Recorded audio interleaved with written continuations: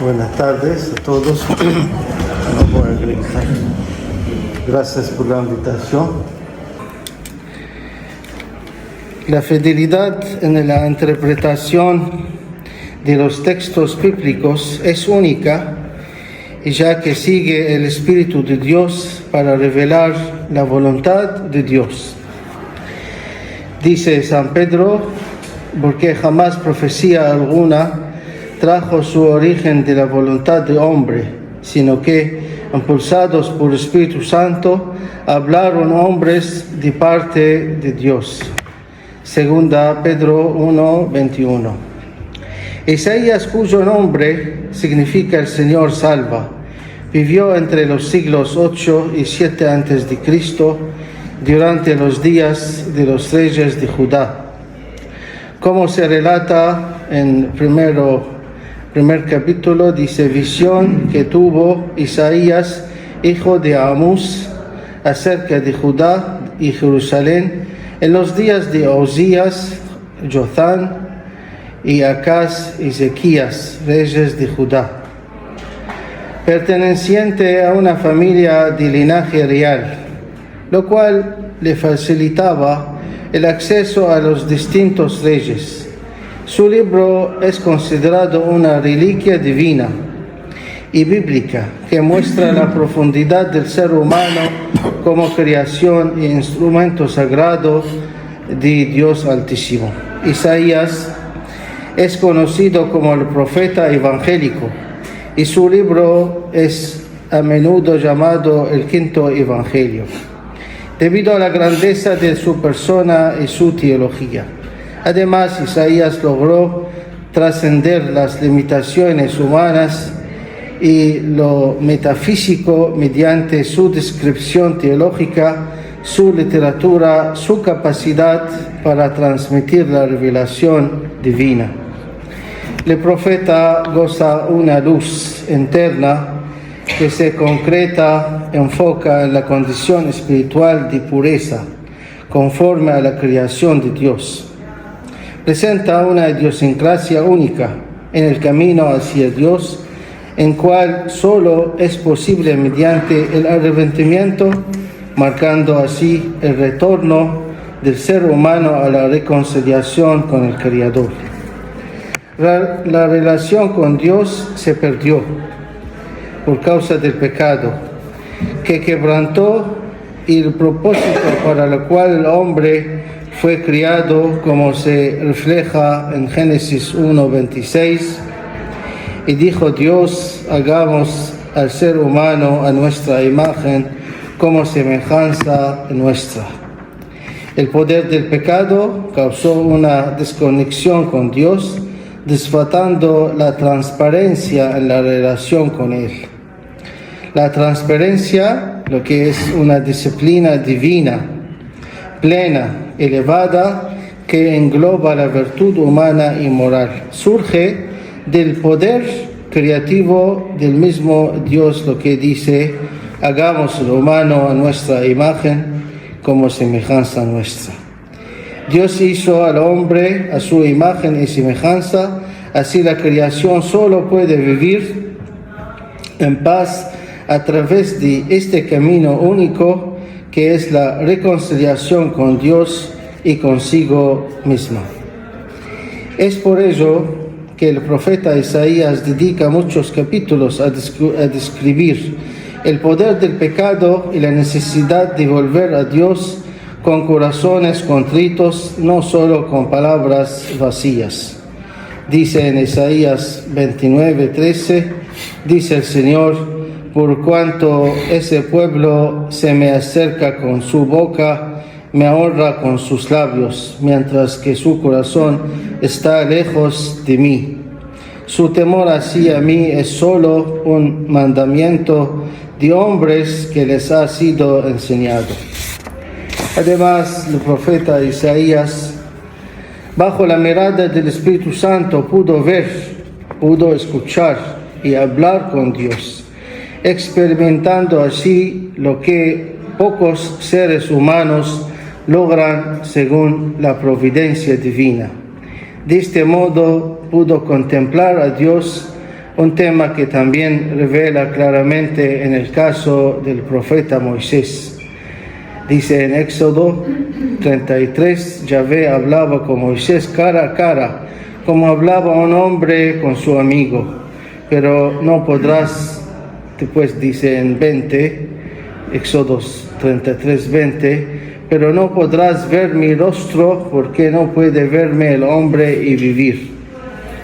Sin embargo, en Isaías 6.1, es muy importante, capítulo 6, tiene gran valor teológico, capítulo 6 de Isaías, se relata, dice, en el año en que murió el rey Osías, vi al Señor sentado en un trono alto y excelso, y las orlas de su manto llenaban el templo. El libro de Isaías es una reliquia escrita por una persona de alta preparación, educación religiosa, que conoce la regla divina de cómo seguiremos a Dios. Así exactamente como dijo Cristo: si alguno quiere seguirme, niéguese a sí mismo, toma su cruz y sígame. Mateo 16, 24. Isaías renuncia a sí mismo al reconocer la impureza humana y, a pesar de su condición de criatura imperfecta, se ofrece a servir a Dios. Así lo muestra en el pasaje también en Isaías 6. Dice: voló hacia mí uno de los serafines que tenía en su mano una brasa encendida tomada del altar con unas tenazas, tocó con ella mi boca y dijo: mira, esto ha tocado tus labios, tu iniquidad ha sido quitada, tu pecado expiado. Luego oí la voz del Señor y decía: ¿a quién enviaré? ¿Quién irá por nosotros? Respondí: heme aquí, envíame a mí. Yo quiero así señalar lindo sobre quién irá por nosotros. Hay algunas diferencias, la verdad, en las traducciones que surgen del griego, porque nosotros tenemos la Peshitta, la traducción, la versión original en el arameo. Entonces, quien puede comparar va a ver algunas cosas, pero muy interesantes, sobre la importancia del traductor. De esta manera, el profeta Isaías cumple firmemente las condiciones, requisitos de un profeta de Dios, quien primero reconoce la fuerza de la gracia del Señor hacia la creación pecadora, cuando Él dice: yo soy impuro, el ángel lo toca sus labios con la brasa. Segundo, demuestra un pleno aprendizaje en la percepción de la voluntad de Dios. Tercero, se entrega por completo hacia el final de su vida. La tradición hebrea en Talmud relata que Isaías fue martirizado en tiempos del rey Manasés, quien ordenó acortarlo con un serrucho. El profeta Isaías presenta un mensaje únicamente espiritual, según la revelación de Dios hacia su pueblo, y con doble propósito. Por un lado, profecías a menudo severas, en ocasiones esperanzadoras para el pueblo de Dios en su tiempo. Por otro, numerosas profecías sobre la persona del Mesías, descubriendo así las características del reino de Dios con sus marcas divinas. Y según Isaías 6, 2 a 3, unos serafines mantenían erguidos por encima de él. Cada uno tenía 6 alas, con un par se cubrían el rostro, con otro se cubrían los pies, con otro aleteaban, y se gritaban uno al otro: santo, santo, santo es Yahvé de los ejércitos, toda la tierra está llena de su gloria. Este santo, santo, santo es la base fundamental.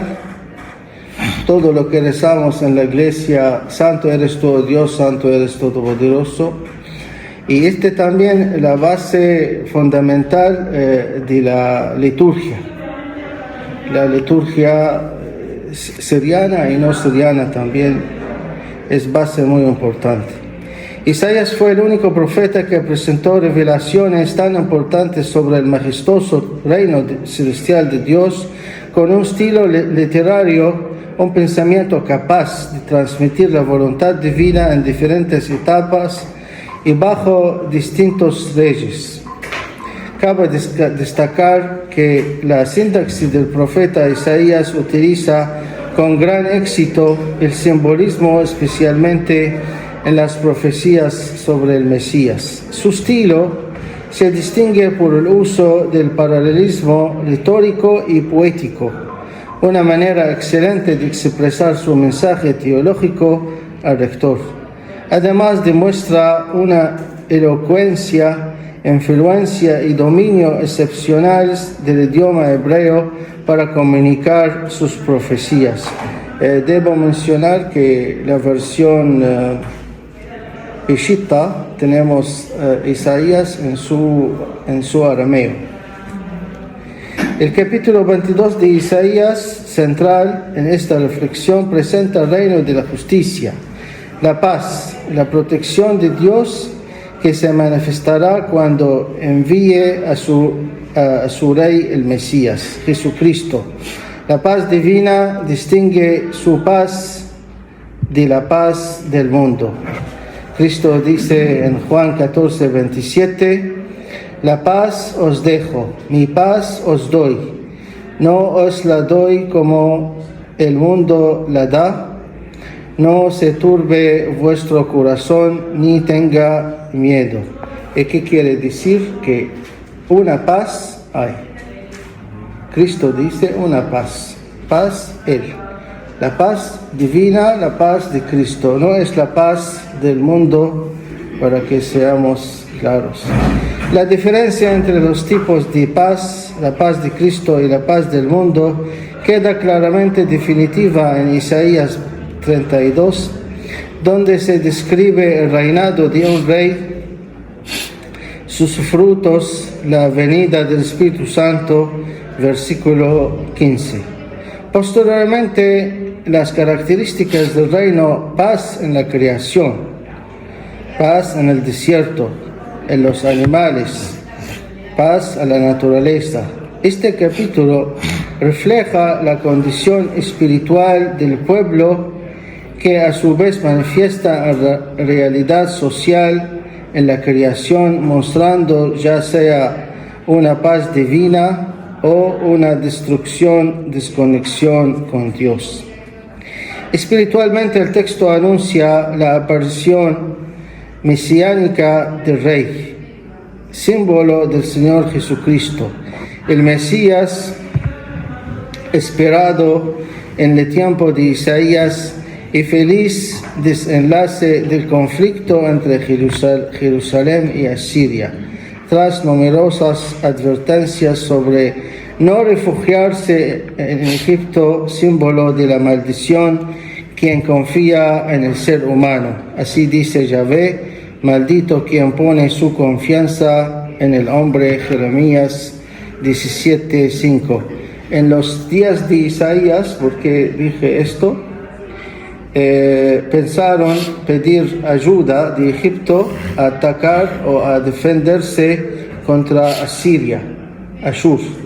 Por eso Isaías, quien lee bien estos capítulos después de la 30, va a ver que él defiende que no vamos a refugiar más que a Dios. Este es muy importante. En este capítulo, Isaías anuncia en 31, 1 y 2, reinará un rey con justicia. Este es de verdad maravilloso.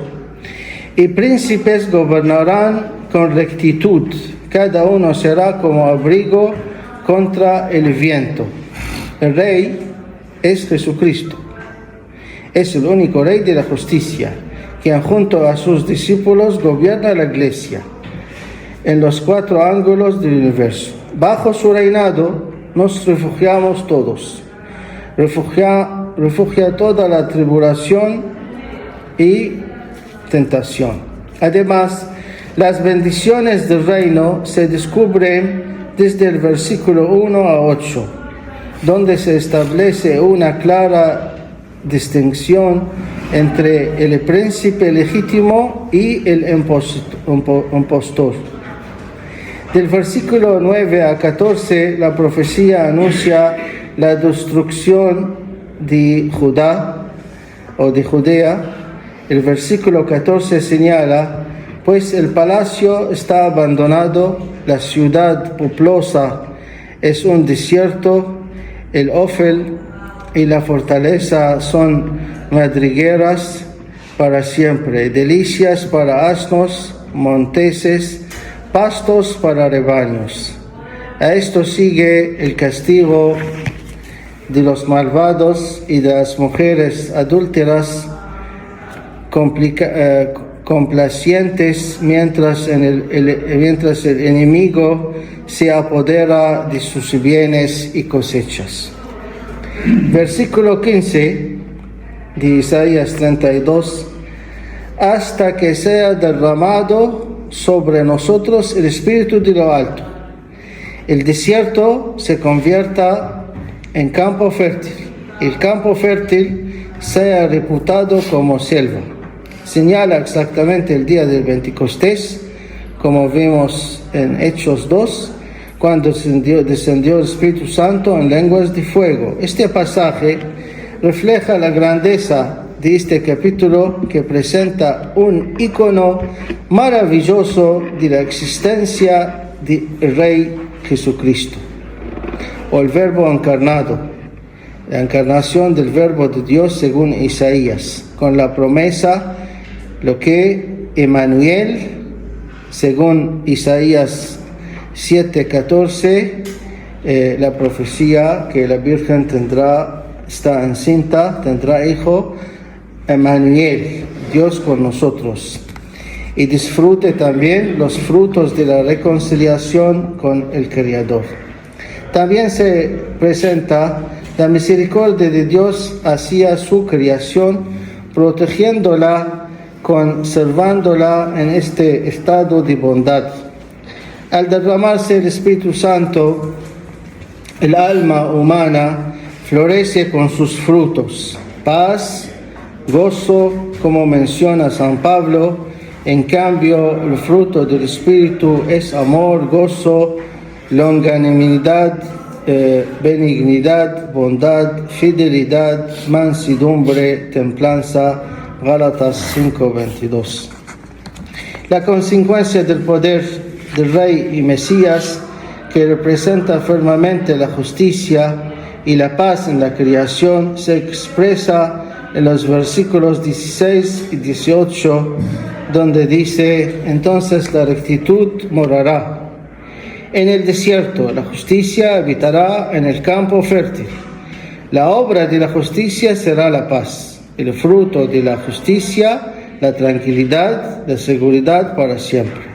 Mi pueblo habitará en mansión de paz, en habitación segura. La presencia de Dios envuelve a su pueblo con compasión y misericordia, eliminando todo tipo de miedo y tristeza. La creación disfruta la paz divina, la paz pentecostal, que convierte el alma de los creyentes en un campo fértil, dando frutos abundantes. Por contrario, las almas de los no creyentes no surge tal transformación. Así, gracias al Espíritu Santo, la oscuridad se convierte en luz, el desierto en paraíso y la sequía en campos de virtudes. El compromiso de Cristo expresado en Juan 14, 16, 17 afirma que yo rogaré al Padre, Él os dará otro intercesor, que esté siempre con vosotros. Espíritu de verdad, que en el mundo no puede recibir, porque no lo ve ni lo conoce. Pero vosotros lo conocéis, porque mora en vosotros, estará en vosotros. El Espíritu Santo, al habitar en nosotros, nos convierte en instrumentos de paz, justicia, para vivir con la creación bajo esta regla. Así el Señor se transfigura en su creación, reinará dentro de su pueblo, porque Él es nuestra paz eterna, reinará en seguridad y tranquilidad. El profeta cierra el capítulo 32 con el poder del Espíritu Santo en el Santo Bautismo, donde todos los inmersos en agua bautismal gozan de la cosecha espiritual y toda creación disfrutará la paz y la gracia de Dios. Muchas gracias.